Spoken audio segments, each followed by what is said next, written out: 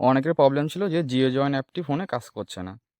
আমাদের প্রথমে ফোনের সেটিংসে যেতে হবে, প্রাইভেট ডিএনএস অফ করে নিতে হবে। প্রাইভেট ডিএনএস সার্চ করলাম, সেটিংসে গিয়ে প্রাইভেট ডিএনএস অফ করে দিলাম। অফ করে দিয়ে আমাদের প্লে স্টোর থেকে জিও জয়েন অ্যাপটি ডাউনলোড করে নিতে হবে। আমার অলরেডি ডাউনলোড রয়েছে, আমি খুললাম। এবার একের পর এক যত পারমিশন চাইবে সব অ্যালাউ করে দিতে হবে। দেওয়ার পরে ওয়াইফাইয়ের নাম দেখাবে, নামটা বোল্ড আসলো, ক্লিক করব। ক্লিক করার পরে জেনারেট ওটিপি, ওটিপি জেনারেট হবে। ওটিপি জেনারেট হয়ে গেল, আমি ওটিপিটা দিয়ে দিলাম। আমার রেজিস্টার নাম্বারে ওটিপি এসেছিলো। ওটিপি ইনপুট করলে আমার জিও জয়েন অ্যাপটি খুলে যাবে, এবং যেহেতু সব পারমিশন আমি অ্যালাউ করে দিয়েছিলাম, এখানে সব নাম্বার আমার শো করে যাবে।